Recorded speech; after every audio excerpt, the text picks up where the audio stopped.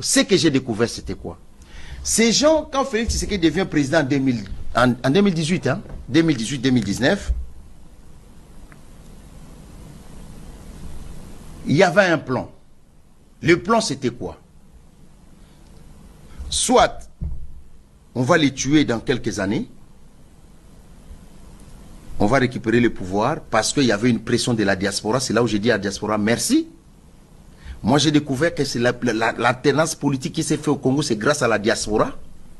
Dans mes recherches, là où j'étais, les manifestations de la diaspora, que ce soit à Paris, qui bloquaient les périphes, qui appelaient l'Élysée comme pas possible, qui en Belgique, au Canada, en Angleterre, partout, Washington, la diaspora a fait un sacré travail.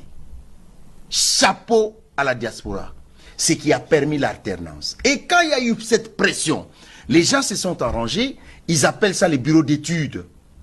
Ils ont étudié le peuple congolais, ils ont dit voilà, comme ils font la pression, on va faire semblant de l'air que un Congolais soit président. Quand le Congolais sera président, nous, ce qu'on va faire, on va tenter de l'assassiner. Si on n'arrive pas à l'assassiner, deuxième plan, ils ont créé cette rébellion. Nanga n'est pas chef de rebelle. Vas-y à Goma aujourd'hui, descends sur Kigali, va à la frontière là, appelle Nanga, dis-lui Nanga, je suis ici, fais-moi entrer, s'il va te faire entrer. Il n'a aucun pouvoir. Tout se passe à Kigali. Il est papier, rien, zéro. Notre frère là, il est pris otage. Ils vont le tuer. La rébellion depuis Afdel jusqu'à aujourd'hui, je vais te dire une chose que vous ne savez pas, que moi j'ai découvert. Regardez tout ce qui est congolais bantou, Wamba Diawamba, comment il s'appelait notre frère qui était ici à Paris, Zaïd Ngoma, toutes ces personnes-là qui étaient là, des Congolais leaders, ils sont tous morts. Aucun des Tutsis, depuis Afdel jusqu'à aujourd'hui, est mort. Tous ces Congolais sont où? Regardez ça. Depuis qu'ils ont commencé à Afdel, tous les Tutsis qui étaient au début jusqu'à aujourd'hui, ils sont vivants. Tous les Bantous qui ont commencé avec eux, dès le début, au Ngandou, Dissessé, tous, Mouzé, tous, les Bantous sont morts. Vous croyez que c'est un hasard? Réveillez-vous les Congolais. Ne rêvez pas. Et quand ils ont fait cette histoire, il y a des choses que j'ai laissé les gens lire.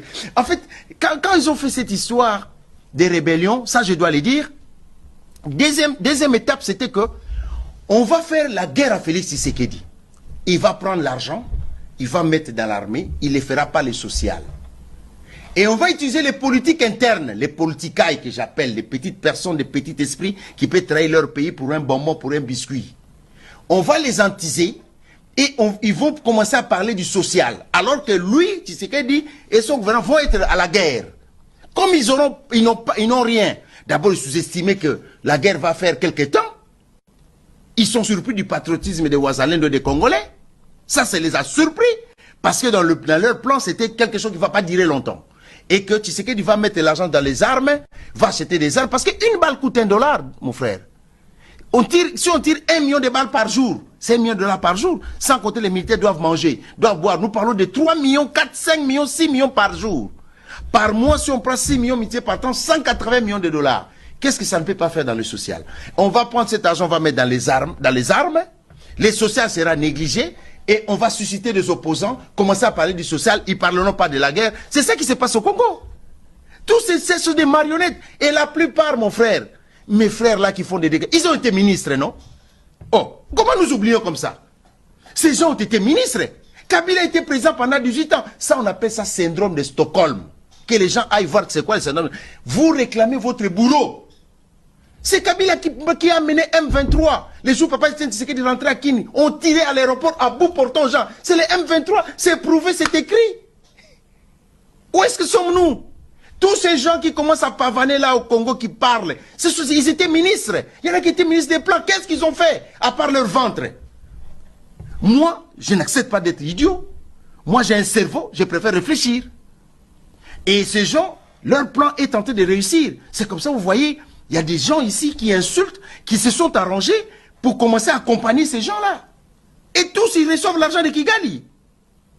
Comment on peut être à ce point? Regardez, on a arrêté plus de 30 généraux. Est-ce qu'ils ont vraiment réfléchi? Si vous faisiez ces coups d'État, vous tous, les 30, vous serez président de la République? comment les Rwandais jouent avec nous. 30 généraux ou plus, on vous embarque, les Rwandais veulent que vous preniez le pouvoir pour que qui soit président de la République. Voilà comment on nous dit. Après, on va vous tuer.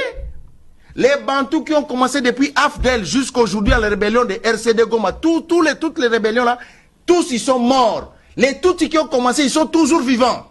C'est pas un hasard. Le plan est bien ourdi.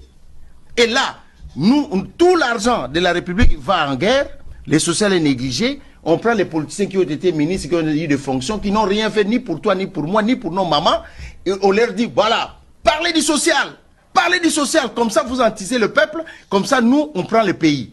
Voilà, c'est comme ça que ça se passe les choses. C'est ça le plan. Est-ce que moi, en tant que Congolais, je n'entre pas dans ce jeu-là?